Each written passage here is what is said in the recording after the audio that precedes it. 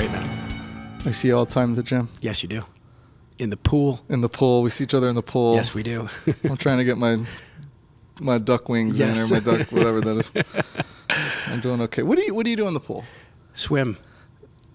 Touche. Yes, touche. Like, what's your regimen on that? You know what? I don't really do distance per se. I'll do sprint work, and really, what I'm working to convince the general manager of Lifetime is that I can start using sandbags underwater and do. I had talked to somebody about that myself. Yeah, and I had a friend who had a house. He sold it, 12-foot saltwater pool. So we were doing a lot of explosive work off the bottom of the pool. Yeah. A la Laird Hamilton, Gabby Reese. So I just adopted what I've seen from them and started doing it on my own in his pool, but he sold his house. So now I'm looking for a pool. Okay. So any of you listeners out there who want to train and you live in the DC area, let's get it on. We should get a sponsorship from Lifetime out of this. I would like that. Yes. They were concerned about ruining the pool, but I gotta So persuade. I had talked to them about, nothing official, of course, but they have those upstairs on the second level. Not that anyone knows what we're talking about, but the dumbbells, the rubber dumbbells with the metal handles. The handles. Yes, that's what I've used underwater. Yeah. However, you're dealing with a billion-dollar corporation that gets concerned with ruining pools. I have a 50-pound sandbag in my car right now that I'm waiting to walk into Lifetime with. So I've just had to I got to find the time to talk to Ken. So Ken, if you're listening, Ken, hook let's us up, do it, brother. man. Come on, we got to stay lean and young. All right, rapid fire questions. Yes, sir. Dogs or cats? I have a cat. I love dogs and do not want the responsibility of a dog right now. Cats, they do their own thing. Yeah, he kind of writes poetry, hangs out, Writes poem, does yoga. He's cool. Star Wars or Star Trek? Star Wars. Rolling Stones or the Beatles? Beatles. Really? Yeah. Explain that. Just the old schoolness of them and the origination and, where they... I just never got into the Stones when I was younger, but Beatles I picked up. I'm still on the fence. It is a tough question, though. I think I'm a Stones guy. More of a rock and roller. I definitely... no, it's interesting. The Beatles have such an influence on so many genres of music, too. I think I know the answer to this, which isn't going to be either of the answers, but Coke or Pepsi? Neither, dude. Yeah, I don't drink sugar. Beach or mountains? Holy, that's not fair because I surf and ski, so both. Half and half. All right. PC or Mac? PC. PC? Yeah. I thought you meant politically correct. The answer is no. East or West Coast? West, and I'm on the East. It's the whole cat-dog thing. It is, yeah. It's a dichotomy. Kramer or Costanza? Kramer. Okay. Superman, Batman? Whoa. Batman. The darkness. The Dark Knight. This is one that I don't even know if you have an opinion on this. Kardashians, Osbournes. Osbournes, for Crazy sure. reality No, families. it's the Kardashians don't do it for me. All right. I dig the Osbournes. So, now we'll go to the interview. Okay. You and I met years ago. Yes. I was introduced to you as, not me, but you, being a chiropractor. Yes, sir. We'll get into that later, what that means, what you are now in relation to that practice. But let's start from the beginning. Tell me about your family. You grew up in New Jersey. Grew up in New Jersey in a blue collar kind of town, and I had a good family life. I'm the youngest of two brothers. All three of us are physicians, two chiropractors, one is a surgeon, and my mother was a office manager, collections officer, owner of a family business, like a part owner, and my father was a patent attorney for Exxon. And both very into education and, dedicated that portion of my childhood to raising us. Is that why you were in New Jersey? Because isn't Exxon up there? A portion of it, yeah. Okay. And my parents both grew up there, so they never ventured too far. Okay. Just moved to little nicer areas. What part areas. of Jersey? Clark. It's in Union County, New Jersey. Okay. It's in a very squished area. However, I'm still connected with a lot of my friends. I had a really awesome group of friends who are now very successful, and all of us are self-motivated, driven, and we still support each other in a lot of different venues in business and just fun in life. So they say there's something in the water in New Jersey For sure. with pizza, sandwiches, dough, bread. And Success, evidently. mindset, success, and it also wears the sleeves away from typical T-shirts. All right. So is it in high school you became an all-star? Not all-star. All-state. All-state lacrosse player. High school, yes. I was an all-state lacrosse player. Yep. Do you have any injuries back then? Yeah. I hurt my low back. But even earlier, which is how I got introduced to chiropractic, I like early in my life, I started playing tackle football, probably like third or fourth grade, I think. Okay. And, that was a huge impact in my life for leadership and determination, discipline, and, just feeling what success felt like from an athletic perspective.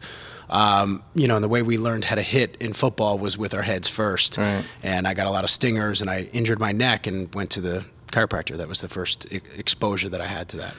When you say stingers, it's interesting what they're called, like your bell rung. Yeah. What they used to say in our day, it's now a concussion we were finding. Well, stinger is actually a specific injury where you hit someone in the head, gets a lateral flexion to it, so you get it could be a nerve injury or just muscular injury that goes down into the arm. So, concussions started even earlier than that in my days, from fights with my brother, and it's that whole genre. What the heck did he do to you? I don't remember clearly, but he was 6 years older than me, and hopefully he's listening to this. My dad kicked his butt after, but do you not remember because you were 6, or not remember because he concussed you? I think it's a combination, because I guess he wanted to show me what it felt like to be punched in the face with some gloves. So he hit me, and then I went back, and my head hit the floor, and I was out. Yeah, so I think that was the start. These things happen. Yeah, when you have older brothers. So, so you mentioned, did your injury lead you to be interested in like body mechanics? Multitude of injuries led me in that direction.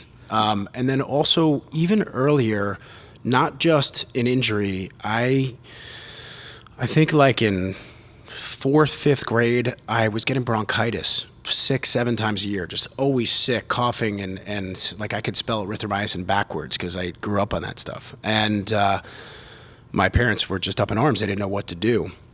And they brought me finally to an allergist, and I found out I was allergic to cow's milk. Really? Yeah, so I stopped drinking cow's milk, and I stopped getting sick. So was that lactose intolerant? Yes. Yeah, Okay. and you can have a milk allergy or a milk sugar allergy, milk protein allergy. There's a lot of science behind that, and I think I'm more allergic to the sugar aspect that's inside milk, and other things. I'm sensitive to gluten also, and I look at it all as a gift. Yet back then, when I was addicted to sugar and all I ate was cereal 3 times a day and had no milk to use in my cereal before they came out with all these other products, even lactate they didn't have. So I was drinking like non-dairy creamer in 3 bowls of cereal a day and wondering why I was overweight and hyper.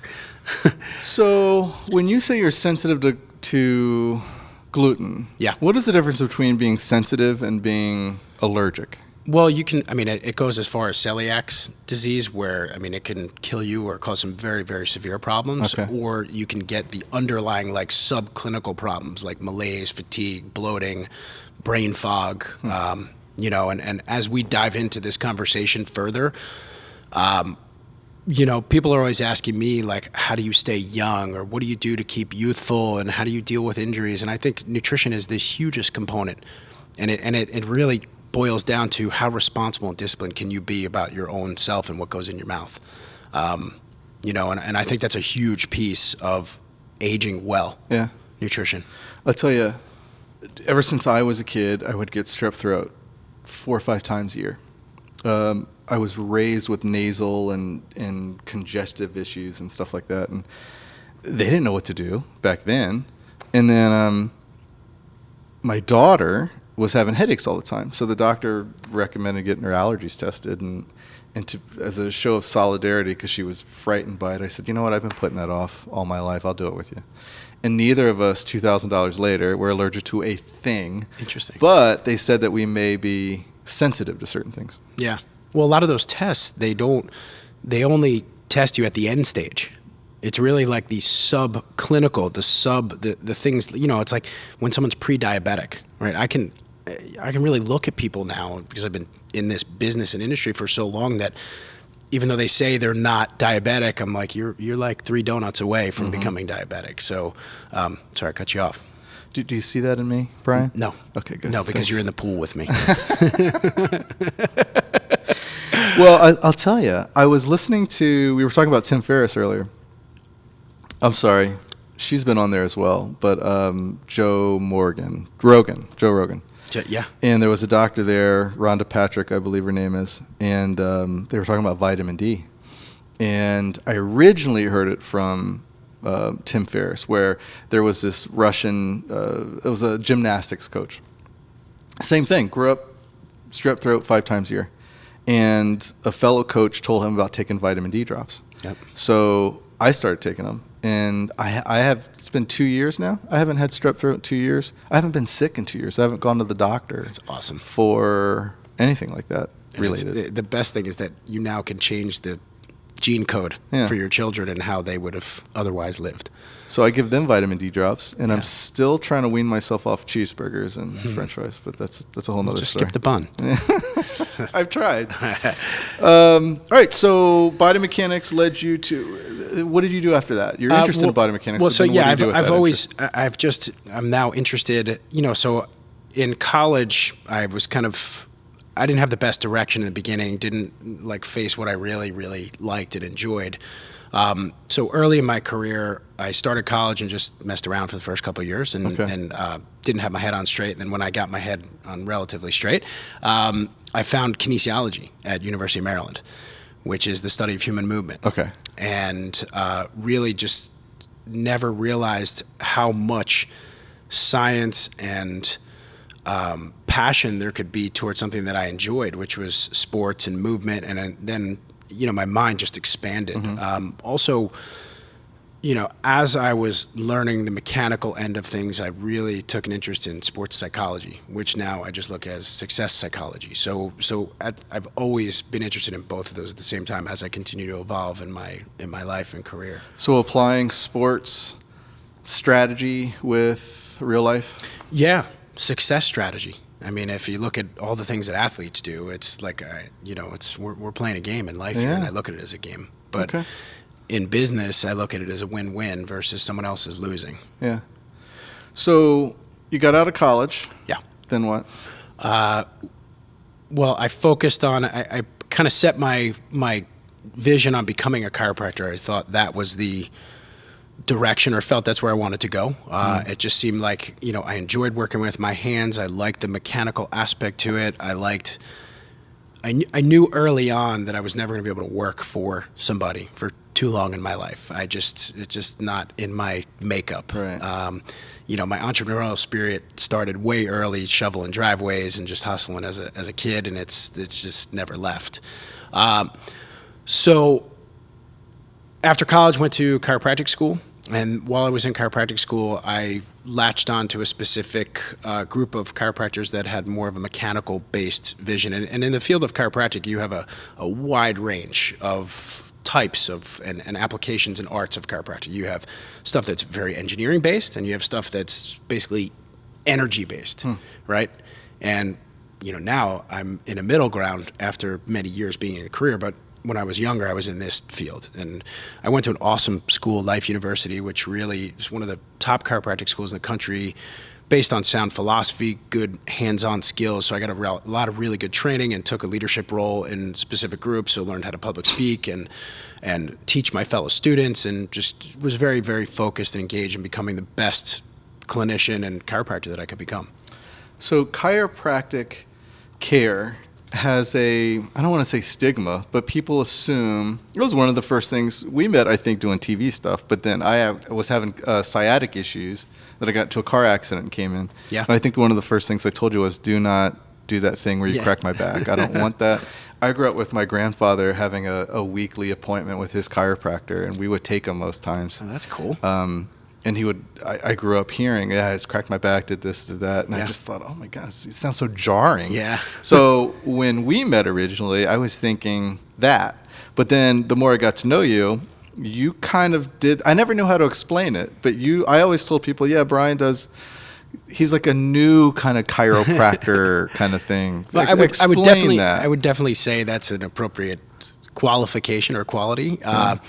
The technique that I was focused on was something called chiropractic biophysics, and it was Don Harrison was the founder, and his son Deed is taking over that. But he was a mathematical PhD engineer, like a master's in engineering and a chiropractor. So real smart dude who said, all right, there's got to be something different than just cracking and popping joints, and we need some validity and objectivity. So that's where my study went, was like looking at the spine more as an orthodontist versus just a regular dentist. And that was where that came from. And, coming out of school, I came out with technical certainty. So that part was, then when I got out of school, I was like, all right, now it's time to run a business. Like, how do you collect money for services? And I had the confidence in my skills. I may have gotten off point there, though. The question was, did the university teach you how to look at chiropractic, or no, because it had that school itself, and the way chiropractic school is, some of them, like, you do exactly what they teach you and that's Right. it. So there's like a base curriculum, but then the cool thing about Life University is that it had a lot of clubs that you could go study. There's probably like 100 different chiropractic techniques out there that you could learn and study. Some are validated, some are not. Yeah. The one that I was pulled to was something that had peer-reviewed index medicus journal studies and a lot of validity to it, because it just made sense, because the other stuff just didn't make sense to me. It didn't work for me. Yeah. So I just latched on to that. And so you have the opportunity to learn that. Okay. Were you looked at as like a renegade for doing some of the things we're going to talk about? Yeah. I mean, I definitely challenged a lot of my teachers, and I was kind of a, egomaniacal dude, I guess. But I was confident what I was doing, and I was, I wanted, and it was more from a point of passion of wanting to better a profession that I was going to be part of. Yeah. And wanting students, not from like just power. That was silly. It was more like I had a vision and a picture of chiropractors having more, like a better reputation. And that comes back to what you were just saying, like how terrified you were. Oh, and freaked out. The medical profession was, the chiropractors won a court case against the AMA because they used to print anti-chiropractic literature. And it's a newer profession, but people still are laughing at acupuncture, and it's older than Western medicine, thousands of years. So when I hear having two kids, you hear that, I don't know what it's called, the skeleton song, like your elbows. Hip bones connected. Yeah. I think of you. Yeah. Because tell me about what your thoughts are. Everything's connected. So if you have knee pain, it's not necessarily your knee. Well, and now you get into the world of pain, and that's a whole, we can talk for, a couple days on that. But, from a clinician's perspective, when we look at pain, especially, under our umbrella here, we look at the cause somewhere above, below, left, or right. And it's typically never where you're actually experiencing pain. But then you go even deeper, and pain is really an emotion, right? Pain is something that you experience in your brain, and its tissue is either being destroyed or damaged or potential for damage. And then your brain picks up that signal and says, hey, there's pain. You shouldn't step off the step that way. Or, also other areas of your life, emotional pain or emotional stressors or nutritional stressors can trigger other things. Yeah. Your musculoskeletal system is a slave to the organs in your body. So when those are being, it's going to sacrifice things in your musculoskeletal system to protect organs and other areas in your life that are not working. So like mechanics have that thing where they plug it into your car and run diagnostics through it and figure out. Yeah. How do you do that? You can't. As of right now, I don't think you can plug anything to anybody, right? Not yet, but we use a combination of a physical exam, a conversation, and that's a very overlooked piece, is the conversation, because most clinicians focus on, okay, what's your pain? What does it feel like? What does it look like? What does it smell like? What does it stop you from doing? Yeah. What do you, so, but the real conversation is what you can read between what a patient's saying, how it's affecting their life, and how their story is their story, and that's what they're living by. So the longer I practice, the more I realize that the emotional connection between a clinician and a client or a patient is really what helps that patient get even better. Do you think some pain is emotional? Yeah. Or the pain derived from... Yeah, and it's like your body stores emotions, right? So I love the term embodiment, right? Embodied, like emotions, you get scared. Like think about what you do and what your physical body does. They're really, the hip bone connected. That's even a smaller piece. Everything, we're all connected. Yeah. Our emotions, our spirit, and the way it runs through our body, and the way that we use that and apply it into our daily life, it makes a difference. And then you can even follow it up with like the tactics behind life or the language that you use. And those of you listening today who are in pain or have some kind of injury, start either recording yourself or listening or having friends listen in, and the language that you hear is, oh, my back's killing me. I've never heard of a doctor saying that. Like, start off with that. Yeah, it's on your journey to figure out where your pain's coming from. Listen to your internal dialogue. Listen to how you talk about yourself, right? And that's a big start just from a success perspective. Does that speak to The Secret? That whole philosophy of... Yeah, I watched that movie. I just didn't... It's like everyone... Like getting deeper into philosophy and approaches to life, everyone wants just like this quick answer. And it's really all about like your internal environment and how you're speaking to yourself and what the thoughts are. And I was just reading something really cool lately, and it said that emotions last 90 seconds. It's the thoughts that we put behind them that keep those emotions circling over and over and over and over.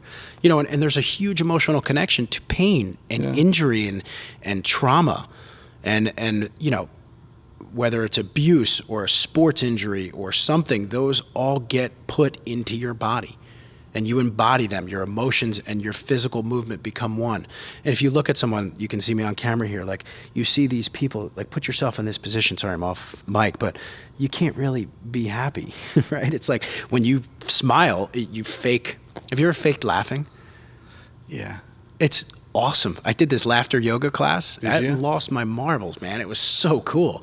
And you hear these other people laughing, and it's besides the vibe that you get from other people, but just letting your laughter go, like almost so you're crying, is it's just that experience can help heal. It's interesting you say that. I was in New York not too long ago, and we were just walking down the street, popped into a comedy, a lower end comedy club just because it was there. I thought it was something fun to do. And I didn't, you don't know who any of these people are. And they were horrible, like so bad that it was cricket. Like it's the stereotypical moment where you think you hear crickets. Yeah. And I felt bad. Like I felt really bad for these guys. And I know they have to go through that. Like that's their rite of passage or something. Yeah. But I was laughing. Like I was forcing myself to try out different like fake laughs and stuff for them. But it changed their mojo up there. Yes. It really does speak to that. Well, and changing your own physiology. Like just this morning, I had like 5 different employees bombarding me with questions all at once, and I had to literally put my hand up. Hold on. You first. You go. And then I said, all right, I need a reset. And this is something newer in my life where I'm starting to recognize where I'm discombobulated and I'm not able to think creatively, because when you're in a fight or flight state, creativity is gone. Forget about it. Right? So when you need to focus, you can't be in a fight or flight state. So if you're in that fight or flight state, your muscles going, or your blood's going to your muscles, your organs are shutting down, your brain doesn't need, it just needs to get out and go. So I went outside, I stood in the sun, and I took 3 deep conscious breaths and just had no thoughts and just turned right back around and boom. So you took a pause. That's my favorite word these days. Pause. Yeah. All right, so you're from New Jersey. Hell yeah. Menlo Park. Yeah. Thomas Edison? Yes, sir. Is that near Neptune? Somewhere around I don't know, there, right? but I grew up, that's where I grew up, is that area. Okay. I should start using that as a reference, Thomas Edison. Well, so this is really interesting, and it changed how I looked at being creative and taking that pause, where I was listening to a podcast by Robin Sharma. Love him. Yeah, you actually introduced me to that guy. Right on. And he had this thing about creativity in Menlo Park. So Thomas Edison had another office or something, right? But he created Menlo Park, as the story goes, to get away. No one was invited there, no family, no friends. It was just Thomas Edison and his trusted, inventors, fellow inventors. And the only thing that happened there was creative stuff. So if they had phones at the time, like cell phones at the time, I could imagine those are thrown away. And when they went in there, it was just free. It was all about being creative. So his idea was have a Menlo Park in your own life. Take a pause. Whether that's renting the office next to yours and occasionally once a week going over there and just getting away, or what I've done is taking a hotel room, for 2 days or a day, and then turning off the phone and just figuring out what I'm creatively going to do, whether that's a blog post or whether that's prep for a show or a branding campaign or something like that, or just writing in a journal all day. Yeah.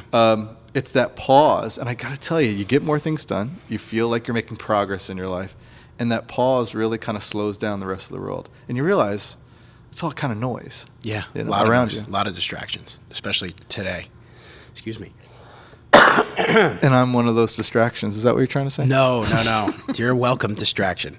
No, that's like focus, right? Because there really is no such thing as multitasking. Yeah. Nobody can do it, because if you're multitasking, you're missing out on multiple tasks. I've learned I become hyper-focused on one task, yet then I have to eliminate distractions, and it becomes really challenging in life. How did you learn how to hyper-focus? I think it's a part of my ADHD, so that's psychologically, I don't take meds for it. I never did. My mother used physical movement. She kicked me out of the house to go run around the block when I started getting amped up. However, I have that ability to, put some blinders on. It's just something within. Now, to become focused is to eliminate distractions. Put yourself in an environment. I have a specific room that I use. I in the mornings I have a routine. Here in the house? Not here. Okay. In the office, it's hard for me to be in a creative space. I have to, and I just need to be alone, and not have stuff around me or people that are going to ask questions and things like that, which is, I'm here for that when I'm here, but when I need to be in that creative space, I get somewhere else. I like nature, so that helps me a lot. But I'm taking those hints from you, because I need to do that more often. It's just get away. It's great. So as a doctor, though, you don't hear a lot of doctors being creative, because you think there's one way to doing things, or there's, several different ways and avenues to take things. And how does creativity play a role in your practice or your philosophy of medicine? Well, I think, as I started as a clinician, creativity was required, because as a chiropractor, you're already doing what people normally don't do. So, it's just you have that creative element is already there. And I had to look at, I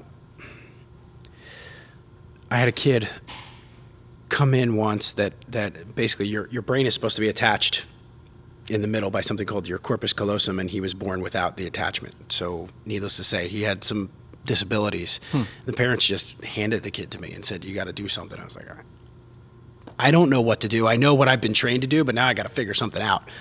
Does that fall in your... Not necessarily, yeah. But it's just they just wanted to see what kind of help I could create, and was I able to help the kid? I honestly don't remember what his, he's got a lot of things going on, a lot of disabilities that aren't really in my scope, or just treating and putting my hands on somebody and coming up with something creative to help him improve his life for that time period is what I was focused on. But as being a doctor, I'm an entrepreneur. And now that's what my focus is, because I don't do clinical practice anymore. So I have to come up with creative ways to communicate with patients, creative ways to market, and cutting through all the distractions in this world that we have, and all the things that are flying at people that say you should do a cortisone shot, or you should get your back operated on, or you should get a total knee replacement. Now I have to get creative in the way that we're putting our brand out there and our message that says there are options out there that you haven't been told about, and here's what they are. Well, so let's go back. Yeah. You developed you kind of took chiropractic care to the next level and adopted this philosophy of wellness. Like, tell me about that, like advanced wellness. Sure. What does that mean? So I saw limitations early on in what I can offer our clients. Because as a chiropractor, my focus is the spine, right? I can deal with problems from the neck all the way through the back, yet I get a lot of people come in with wrist injuries, shoulders injuries, foot injuries, elbow injuries, and I could treat them, but I can't fully. So I said, all right, there's a gap. I'm missing something. What am I missing? And I looked at integrating physical therapy. And turns out that my cousin through marriage, Andy, who you've met before, is now my business partner, is a physical therapist and acupuncturist and just a wizard at treating pain. And that's his life's mission, is to figure out chronic pain and help people with that. So we joined forces, integrated chiropractic and PT. Talk about creativity. There's a lot of creativity in how to put systems together. And sometimes it's very linear thinking. Sometimes it's very non-linear thinking. So we had to work to get that organization together so we could be functional and successful. And then we realized, all right, we're missing out on something else. We're missing out on another area. And I've always, from a business perspective and then also from a service perspective of what I could offer, I want to offer more. I want it all under one roof. And I also want to be unique and create something that nobody else has done before. So we eventually added a medical department, and still all within that same philosophy of helping people avoid surgery. So that's huge with you guys. Yeah, avoiding surgery. And we referred 2 or 3 cases out this week for total knee replacement, hip replacement, because we're not going to do things for people just for the sake of doing them and collecting revenue. That's just not in the way we do business. So staying young, keeping active, and avoiding surgery. What is the benefit of avoiding surgery? Well, there's like especially the back. You hear a lot of people that once they have back surgery, they're just never the same. Well, in some surgeries, and I always want to put this caveat on there, but sometimes there's no other options but surgery, and it really just depends on how far you let things go, or if the damage is too much where your body can't heal itself, or anything that you can do from the outside.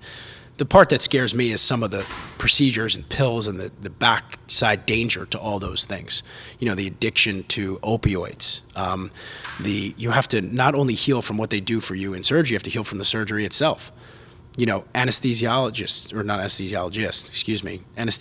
when you get anesthetized, it beats up on your immune system.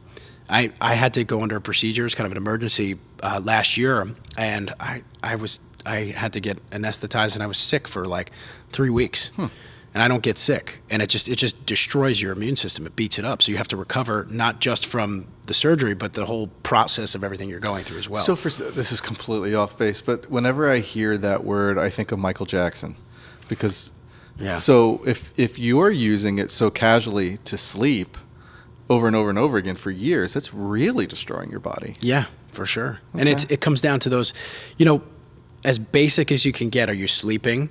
Do you have a sex drive? And are you awake during the day? Do you have brain fog? Like, all of these things as an adult are what shows you that you have a normal functioning body. People that come in here, and how much does sleep play a role in why they're here? I don't know percentage-wise, but it's huge. Yeah, because if you don't sleep, you're stressing all your other organs to overwork, especially your heart and your lungs.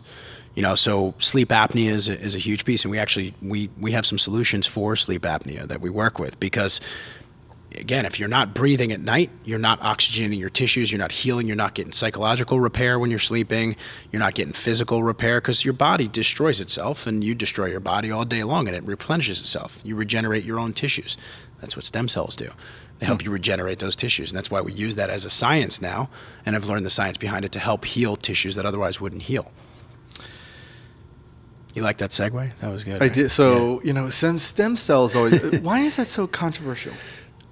Because people are looking to take them from outside of your body, from other sources like embryonic stem cells, and create other monsters and do stuff. things and grow them and culture them. But there's a whole different world to that, especially in the orthopedic world, and that's what we've gotten into, which I'm super passionate and excited about, which is regenerative orthopedics. Okay. In this office, in this organization, we focus only on the orthopedic injuries and the damage caused by chronic pain, joint degeneration, and arthritis. So those are a breakdown. Everyone says, I got arthritis, right? So we usually start getting it, but it's a breakdown of a joint of the cartilage and the other is that tissues just around bone there. rubbing against each other? At the end stage, yeah. Okay. And the concept of stem cells is that you take them from your own body, from the bone marrow is the best place where you get what's called mesenchymal stem cells. You can harvest them from your own body with specific techniques, and you can inject them into an injured joint. I see this as a future, and even Dr. Proper, who works with us, is an expert in regenerative orthopedics. He put his scalpel down to focus on this and help people avoid surgery. Yet, Really? yeah, he still does those surgeries, but just very few. All right, so I have a question, and I'm not going to get any of this accurate or correct.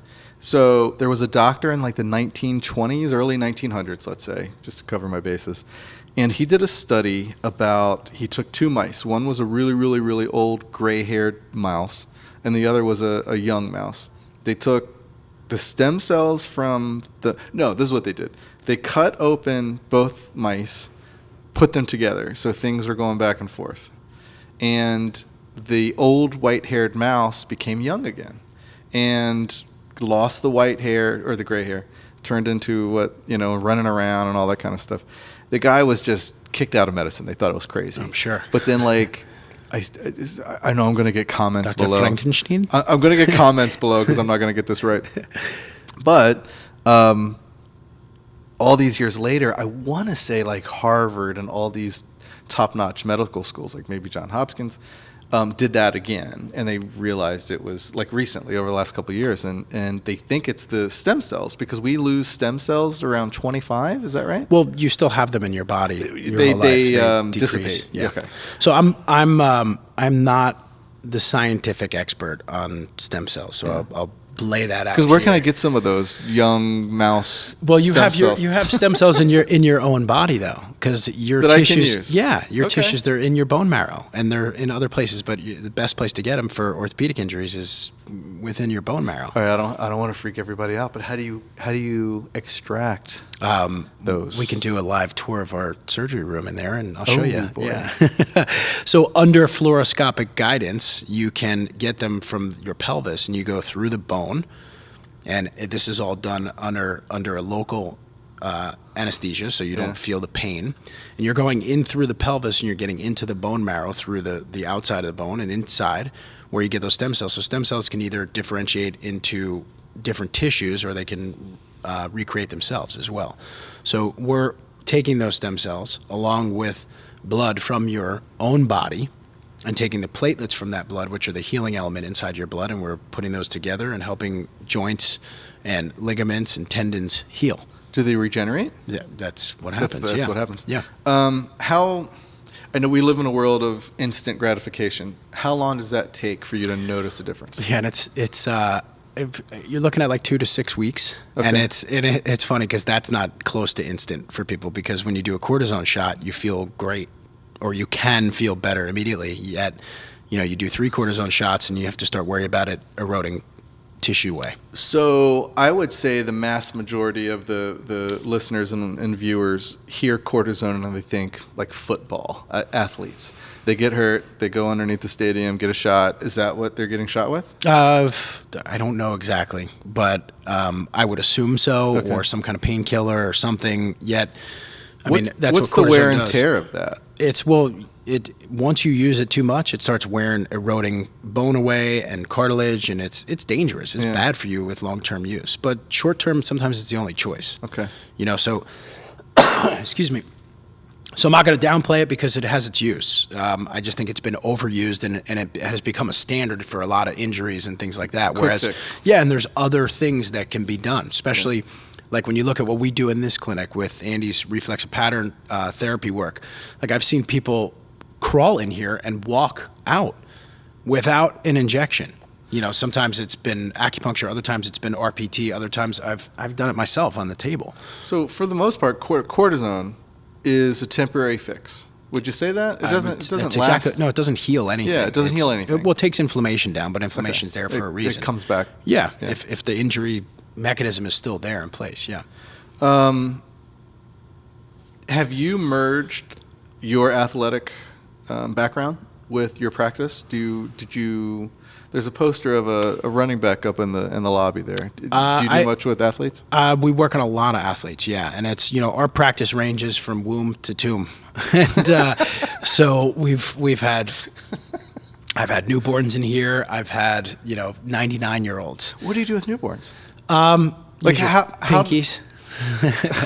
But how do they know? Like, there's specific techniques that you. But can, how do they know? How how do I say this? How does the parent know that the kid's having a problem? Well, from a chiropractic perspective, parents have brought children to chiropractors for a host of conditions: chronic ear infections, torticollis. Infections. Yeah, which is where so a lot of times when you do have chronic ear infections and things aren't clearing out, there could be restrictions in the way the head and neck are moving and things like that. So, if you study how to do pediatric chiropractic care, which, I've studied that. I don't do it anymore. I have someone that I send people to, but yeah, that's the first line that I would look at before going to medication.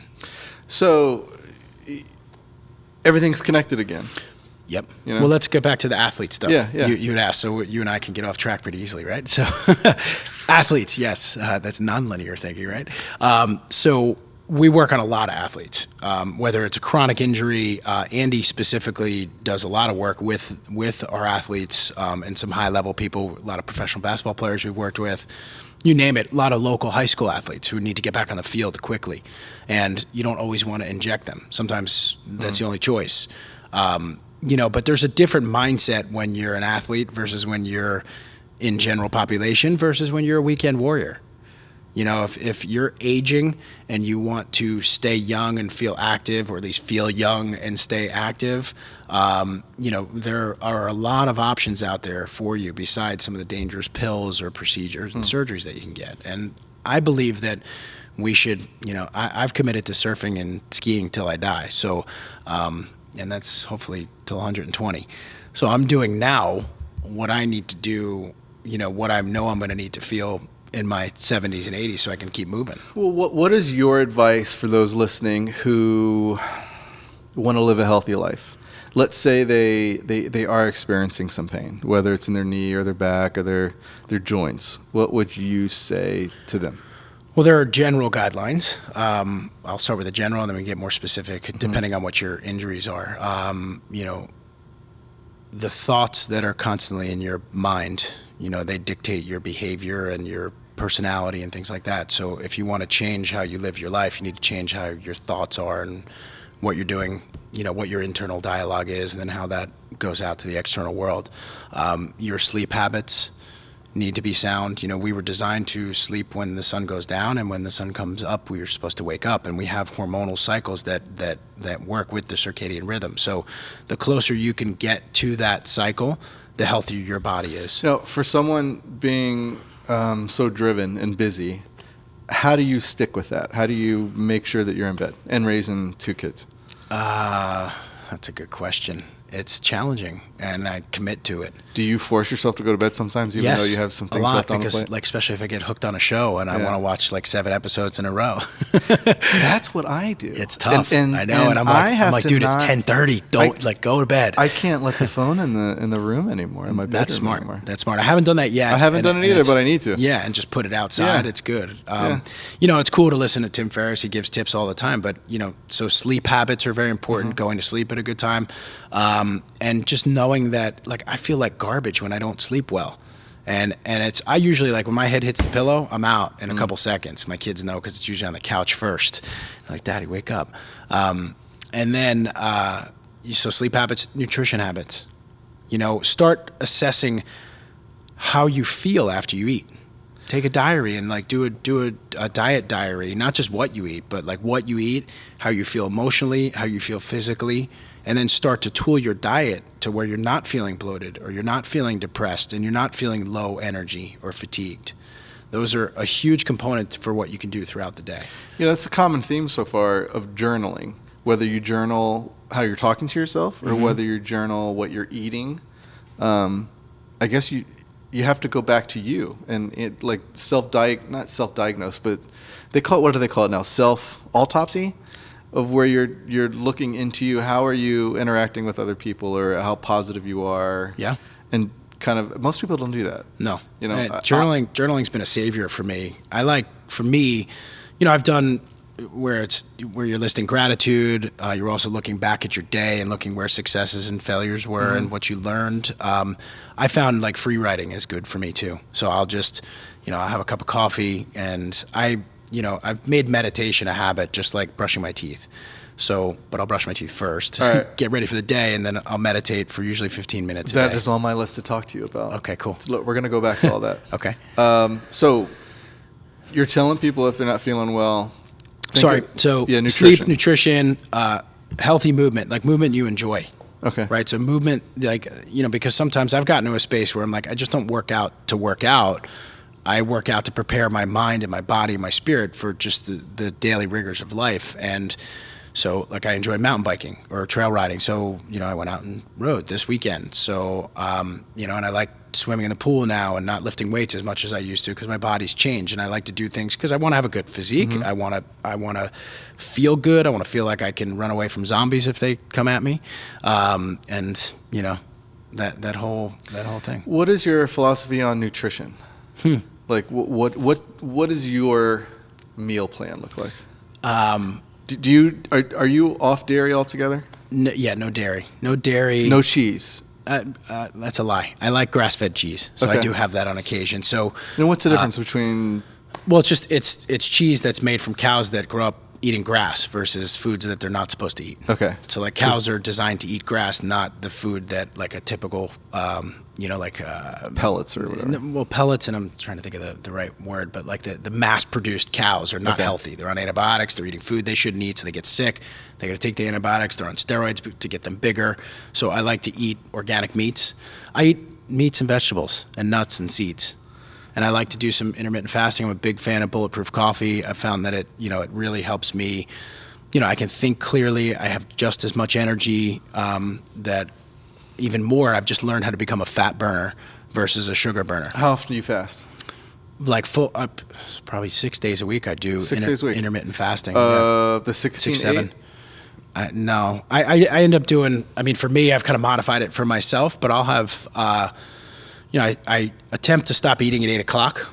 Okay. And this is, I would say, average out like 5 days a week with this. So I stop eating at 8, and then in the morning I'll have 2 bulletproof coffees, and then I probably have a snack around like 10 or 10:30 in the morning, which is either I have some grass-fed collagen bars through Mark Sisson's company that I get, or I'll have a couple scoops of almond butter, and then I like to work out after that, like midday, and use my fat as an energy source to burn while I'm working out, and then I will replenish and eat a bigger lunch. But I like to balance my food with saturated animal fats and other vegetable fats. So saturated fats. Yeah, but from an organic perspective. Okay. Yeah. So that more vegetables. I don't really eat fruit. On occasion, I'll have apples because of the stuff. sugar. Yeah. Okay. And this is just what I've adapted for myself. Yeah. And I found that my nutrition and my digestion, my metabolism has changed as I've gotten older, and I think my tweaking with my own nutrition has helped. So no white table salt, no white milk. I don't eat bread or pastas. I have quinoa once in a while, rice once in a while. When was the last time you had pasta? I can't remember. Really? Yeah, I barely eat it. My kids love it. It's hard for me not to let them eat it. I'm sure I've had a little bit. Yeah, I think I went on a date recently and I had pasta. Did you? I did, yeah. It was good though, right? It was, yeah. Did you feel like crap afterwards? No, because I barely ate any. Okay. Just a little bit. So, and I have pizza every time I go to the Jersey Shore, of course. That's my thing. That's there. one thing I've always struggled with. I was an athlete all of my younger life, and then once you get into college, I was working 3 jobs to put myself through college and all that, and then you just eat. And Yeah. I'm probably an emotional eater, like a comfort eater. So as I'm getting older, I want to be around longer, but feel like everything you're saying, feel better and look better. And I love food. Yeah. I love eating. I just, I now temper what I'm going to eat. And it's like when if I eat a bowl of pasta or a piece of pizza, I feel like garbage after. So I'd rather spend the time and cook good food or go out to good, healthy food and, feel better when I eat. How did you develop that discipline to be able to say no? I don't know. Is it just a light switch? There was a light switch, and there was a certain period of my life. You know what it was? I went surfing in Costa Rica with one of my buddies and a bunch of dudes. We went to Costa Rica about 7 years ago, and I showed up, and I was fat and sick. And I was like looking at myself like, oh my God, I'm like missing an opportunity. And I was working hard, you know, just working all the time and, you know, building a business and just forgot about myself and wasn't really practicing what I was preaching. And it flipped the switch and I was like, I can't go back this way anymore. So that was it. Do you have cheat days? Yeah. Like the pizza? Yeah. I'll, you know, and I have less and less cheat days now. And Should I call them cheat meals and not cheat days? Yeah. Yeah. Because I definitely, but there's days where, you know, I'm going to town. Yeah. Just because I enjoy it. It feels good psychologically to eat the things that I like. But for the most part, I feel like garbage if I eat garbage. Do you fit in like a beer here and there? Often. Yeah. Often. and wine. Yes. Well, that's a good thing. I'm not a big drinker, but I enjoy it. So I don't rule that stuff out. Yeah. I'm not super disciplined, but alcohol hasn't really served me well in my life. So I'm less and less into it, you know, the older and wiser, more experienced I get. Just drinking too much makes bad decisions, or? I've made a lot of bad decisions, and most of the times I've gotten into trouble, alcohol was a friend or not a friend or an accomplice. How much do you say you drink now? Now, I mean, a couple drinks in a week, you know, a couple glasses of wine, that's it, or a couple beers here and there. But I was nothing. thinking the other day, you know, we're recording this around Halloween time. Yeah. And you go on social media and everyone's at a Halloween party, you know, with their pictures and stuff. I don't know how I did that back then, you know, and going out many times a week for a particular purpose, you know, to feel good, and your body suffers, but just, I don't know how. Well, I can't focus well the next day. And like, you know, my job now requires me to be very, very present. Like, and if I'm hungover or distracted hormonally because my emotions are all awry from drinking and then being depressed the next day, like I don't have time for it. Or the drama that comes with the drinking. Yes, that too, and the dumb texts you may send or whatever the things you may say. And my friends that are listening to this know that I definitely have my mouth has gotten the best of me when I'm drinking sometimes. So however, you know, I serve a higher purpose now, and my purpose is to, you know, really help people not get surgery and not take drugs, and more depth to that is to take responsibility for their lives, and I have to be an example of that. And I have to show people, look, here's what it takes. Here's the discipline.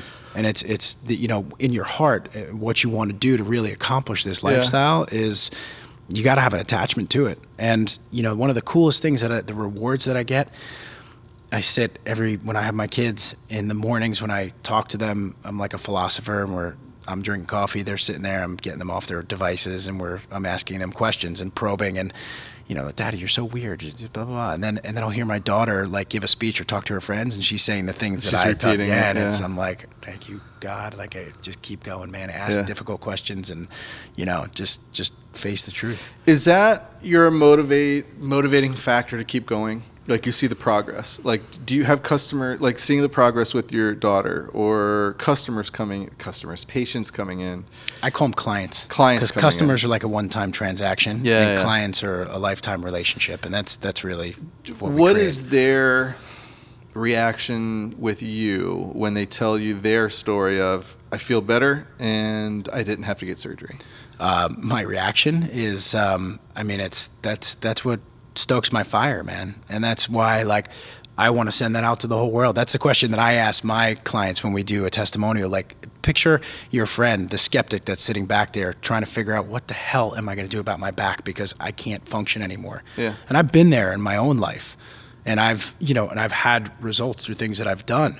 And particularly chiropractic as a young person, and then all the things that we do here. You know, I'm fortunate to have some of the top clinicians in the world be able to work on me and help me do the things, because I'm still very active. So, that's really what ignites me. That, and when someone says, you know what, Doc, I didn't eat blah, blah, blah this week, or I exercised, I got in the pool 6 times this week, and I'm starting to take responsibility and control of my own life.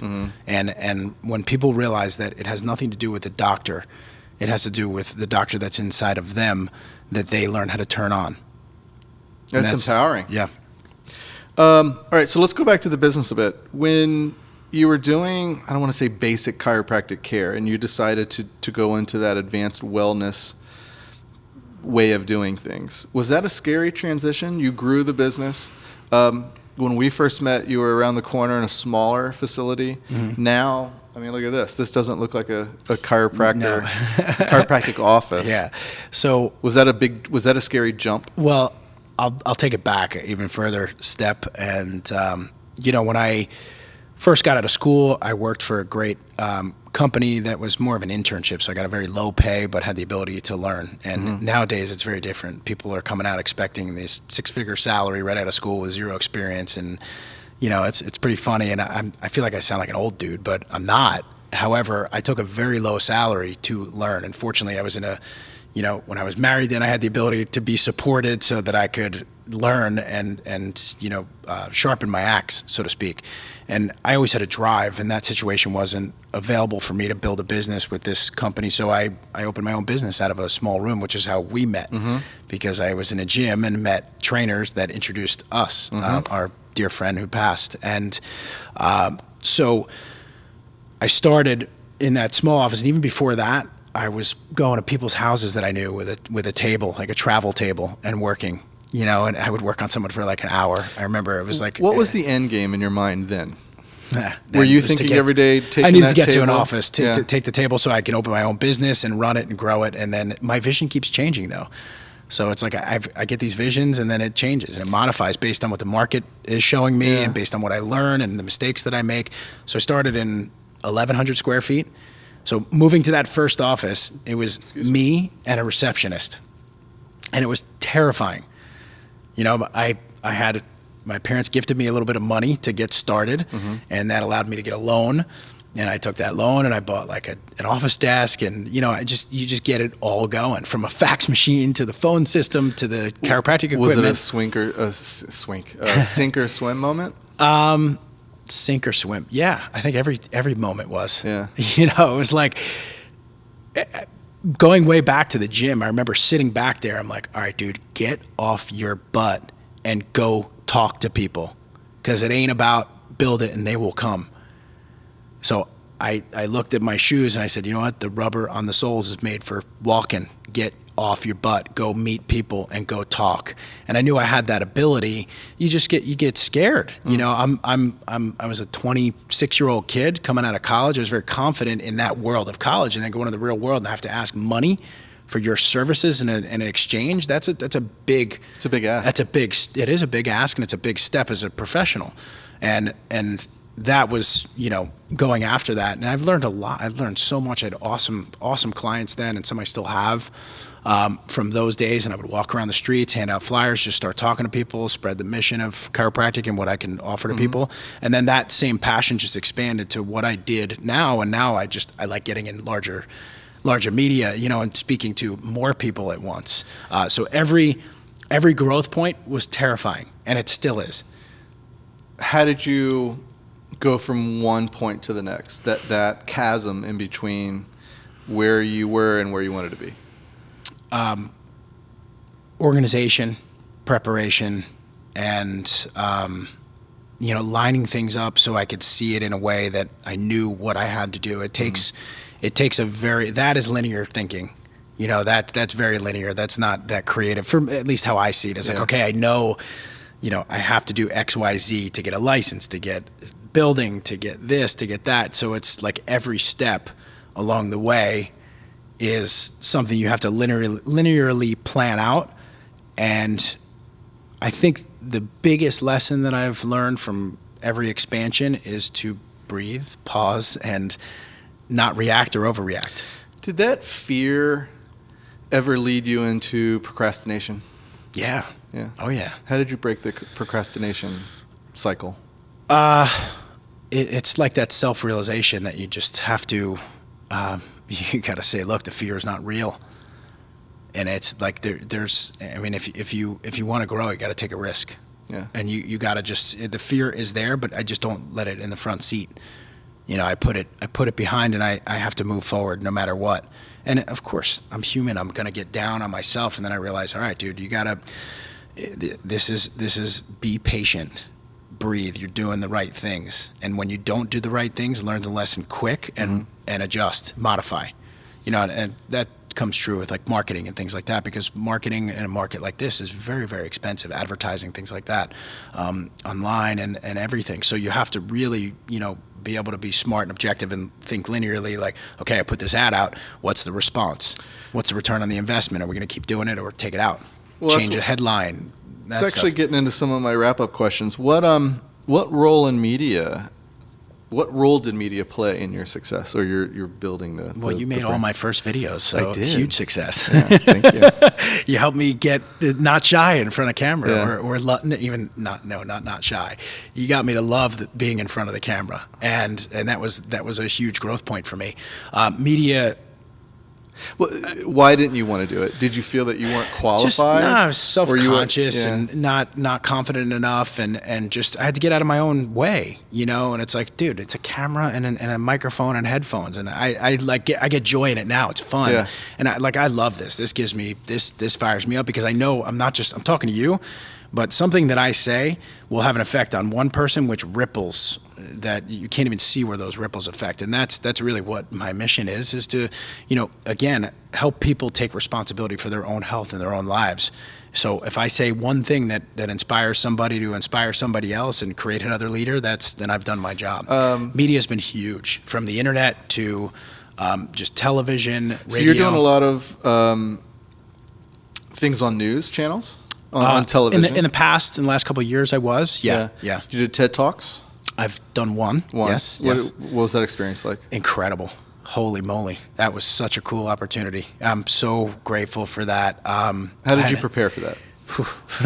That was a big preparation. So my friend, she's a neighbor at the beach at the Jersey Shore, and she was running TEDx Hoboken and asked me to pitch her, and I pitched her, and I got the ability to create this presentation, and she introduced me to a coach who, guy's amazing at doing TED Talks, and then also is like an executive speaking coach, and he really just helped me open up from a vulnerable place. So I studied a lot of speaking skills, took some courses, Dale Carnegie stuff, and then just dove into not lecturing and teaching, because that's how I started in that world, and really just presenting and entertaining, and I'm still working on that game every day. That's something that I really enjoy and want to increase and improve as I grow my career, is becoming a better presenter, entertainer. So because I feel like that gets into the emotion and the psychology of people, then you can get the point across better. Because most people are on the defense, and they're like, who's this fool? And what's he doing? Why does he have so much energy? He's annoying. So, I'm going to bring that up quick. I got a lot of energy, and I need someone in the crowd to help slow me down. When set the expectations right up front. Exactly. So TED Talk was incredible. It's just a terrifying experience. If you've read the books on like flow state, the studies on like Human Genome Project, those guys are awesome. And talk about a flow state.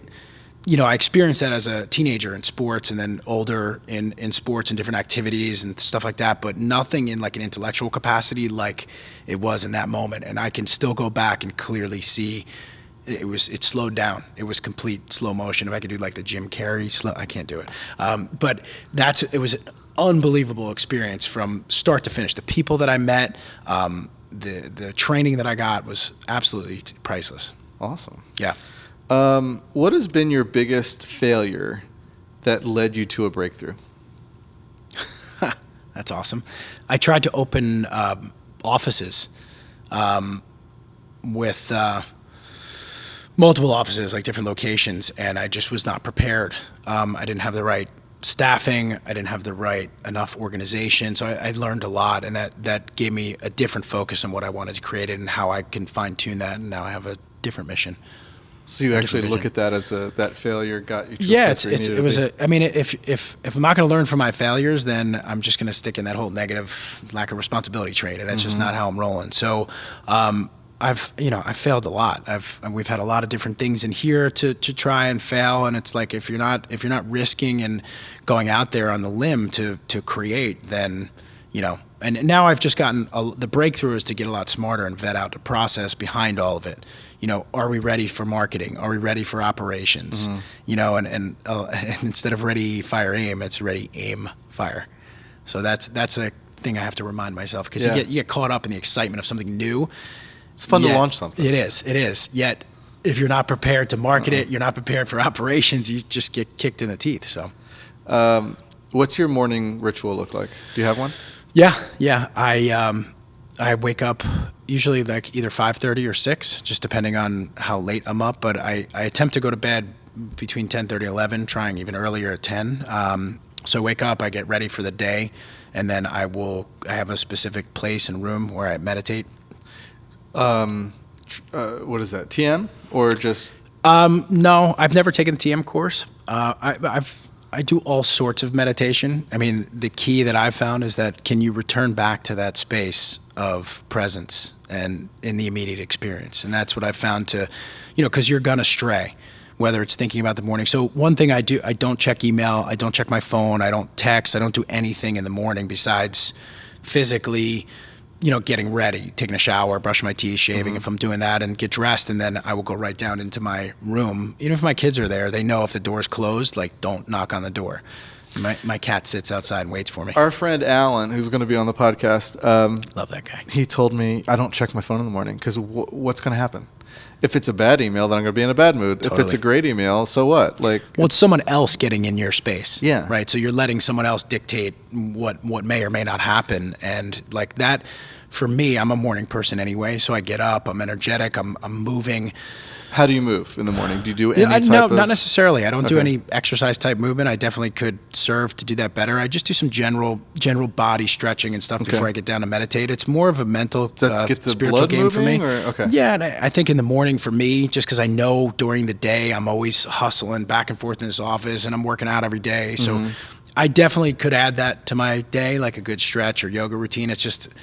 there's limited time. Yeah. So I make sure that once I finish meditation, I'll go down, I'll make my coffee, I'll sit down and I like reading a spiritual book and or journaling, both at the same time, just depending on what that time is. And I've locked it off on my phone for 6 to 7 a.m. It just says self. Your journaling sounded very similar to Robin Sharma's technique of journaling. I've studied a lot of his stuff. So you go over the successes. Yeah. You are grateful for certain things. Now, I'm not there all the time. I have done that, but gratitude is huge. Yeah. And really... why is that? I learned this term from Tony Robbins, was like trade your expectations for appreciation. And you start to think about, all right, am I thinking about myself and all these other crazy expectations? And then I just look back and I'm so thankful for my kids in my life and my team, my business partner, my relationships, my friendships that I have. And instead of just writing about it, what I've worked on in the last couple of years is actually putting myself in that space and feeling it. How do you do that? I put a memory or an experience. Like relive it? Yeah. So there was one time where I was picking up my kids from their mom's house, and I came back from, I think, a Tony Robbins seminar, and so I'm all jazzed up, and I grabbed them both. I don't know, or maybe it wasn't, but I grabbed them both, and we just started dancing in a circle, and I relived that moment and put myself in that space, and because I keep getting older, and we all keep getting older, and they're forming their own lives. Yet I'm just so thankful that I have them in my life. And they teach me so We were much. talking about this before we went to air. What's that like? So I have a 5 and an 8-year-old, and I think every single day I watch how they're getting, taking a little step away from me, and where I'm not the center of their life anymore. Yeah. Neither myself or mommy's the center of their life, and it breaks my heart when I think about it. Yeah. How do you... Is that something you prepare for? Is that you just get acclimated as moments happen where you get a dirty look? I think, yeah. Well, I think the key to it's funny because they're the greatest lesson I've ever had, because like I can work on all this stuff and not be reactive in business, and I just go right back to these old stupid patterns that I'm part of with your kids, because you get so raw. Mine are 13 and 11 now, and and I'm like full-fledged, like teenage years, mouthing off, rolling the eyes. I feel like an Uber at an ATM sometimes.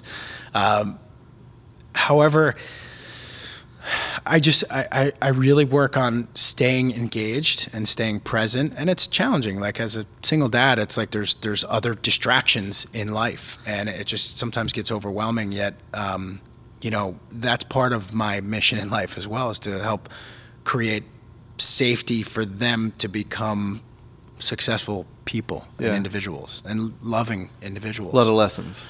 Yeah. Do they like the lessons? I don't think they like them now, but they take them and they learn. You know what? I'm convinced they do. Yeah. My daughter tells me all the time, does this have to be a lesson today? And Of course. yeah, of course. That's my answer. It's always, of course. All right, cool. All right, we're going to wrap up. Well, real quick. You're an adrenaline junkie. Yeah, I wouldn't say the extremist, but Not yes. extreme. You're not diving off of buildings or anything, Not but you yet, surf. no. Yeah. Have you skydived? Not yet, but I have a Groupon sitting there ready to go. But does that align with do the walk? You know, I mean, it's what is that? Walk the talk. walk the talk, talk Yeah. the walk. I believe get that's. confused with it. I mean, it's just what I'm into. Like I just don't like. I grew up playing ball sports and Yeah. team sports, and I just don't enjoy it anymore. That competitive edge has shifted. Okay. And it's more like, all right, can you stay present and sit and wait for waves? Like that's more of a challenge for me. Yeah. And I don't surf big waves. I just like to surf, and I like to ski, and I like to be out in the environment. And the challenge is really against myself and not against the planet. But how can you be one with the planet? Like I'm out there in the cold in a high, super high environment, like high altitude, and can I sustain the whole day? Or, it really is like these flow states getting into. That's kind of what I'm addicted to. It's not just the rush, but it's like being present. I went to the haunted forest and was extremely present, let myself go and laugh is and that? be scared. They're all over the place here. Oh, like a haunted. Yeah, like with my kids. Corn maze or Yeah, something. yeah, Okay. exactly. And I was like, I've never been to one of these. I want to go. And it was just fun to my laughter was me Does being anyone touch scared. you in those Yeah, situations? they're all over They you, do? man. Yeah, and it's like, how do you not react? I don't And know it's- how well I would it do was in those fun. situations. I loved it. It was hysterical. But, just getting out on the trail and riding my bike and being present and being focused on not dying and not getting injured.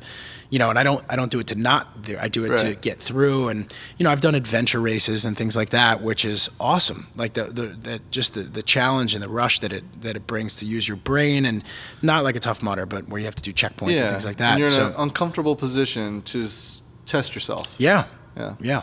And You had mentioned surfing, and one analogy, and this is kind of what the podcast is all about, making waves. And if you take the analogy of surfing, you have to paddle out, which is hard. You're getting hit by expectations. You're getting hit by, tragedy. You're getting hit by certain things if you want to kind of make surfing and life comparison.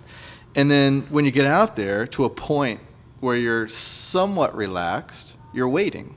And you're waiting and you're looking, and then when you see something come, you have to work for it. Yes. You can't just sit there and the wave will pick you up and you're off on your ride. And then it takes you back. Let's say you fall off the wave, like your failure with opening up so many places and stuff. You fall off, you get back on, you got to go back and paddle out again. But when you get that wave and you have that moment, you got to be present in that moment, enjoy it. But what happens? It takes you back to the shore, and you got to do it all over again. Yep. But that's life.